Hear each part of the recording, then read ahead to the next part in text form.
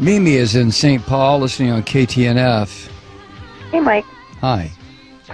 Well, I'm confused. I want to talk about Israel. And so, can you even imagine any other country in the world allowing 530 rockets to fall before it took a step to defend itself?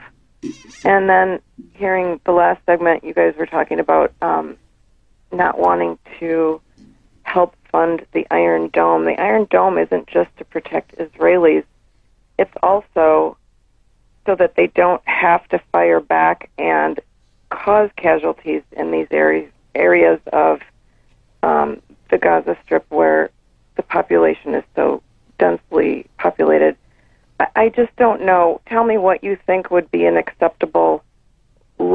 When are the Israelis supposed to defend themselves? How can they do that? Well, wait a second, Mimi. Let me just turn it around and ask you something. You are a family. You have lived in St. Paul, Minnesota for your family and your antecedents for probably, let's say, 100 years. And all of a sudden, I show up on your doorstep, literally on your doorstep. And I say to you, Mimi, get out of this house. This is my house. Let me tell you why it's my house. It's my house because my religion says it's my house. Now get out. Now, I happen to be standing on your doorstep with a gun pointed at your head and at your... Who are you? No. Hold on. No. I listened to you. You listened to me. I don't know which side you're talking for, but okay. All right, Mimi, I'm going to put you on hold so you can go ahead and interrupt if you want to. But I'm standing on your front porch, and I order you and your family out of your house. And I tell you that it's my house, not your house. And the reason it's my house and my block and my neighborhood is because my religious belief says it's mine. And you sit there and you say, well, no. What are you talking about? We've been here 100 years. I'm sorry. Get out, Mimi. So you leave. And the reason you leave is because you know if you don't, I'm going to blow up your house and probably blow up your family. So you leave and you move down the street.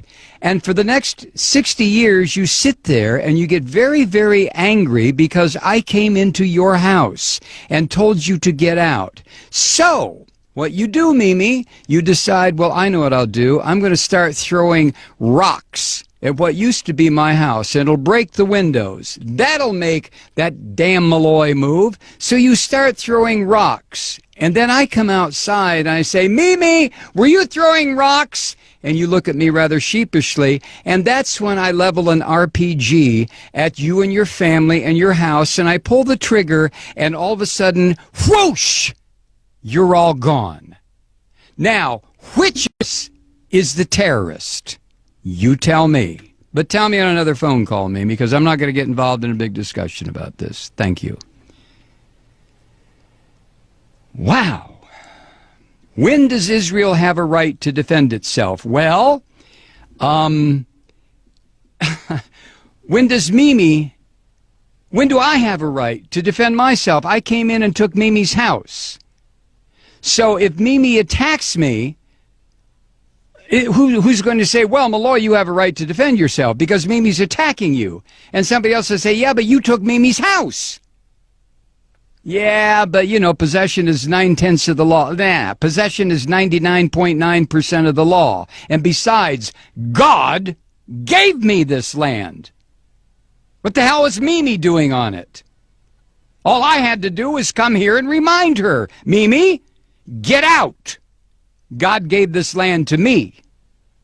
Now, if Mimi doesn't like that, she can go live in the little ghettoized area that I've set up for her near the Mississippi River in St. Paul, where there's bad electricity, bad water, the fish are no good to eat, and Mimi can stay there until hell freezes over. Or Mimi can throw rocks at my house. Used to be her house. In which case, I will level a couple of grenades at her. So the question, Mimi, is not, when do I have a right to defend myself? I stole your house. I stole your neighborhood. I stole your friend's house. I stole your friend's house. I stole the corner grocery store. I took it all. When do I have a right to defend myself? You have to be kidding. You have to be kidding. Let me recommend a book for you, Mimi. It was written by Rabbi Meir Kahana. The title is They Must Go. Read it and call me back.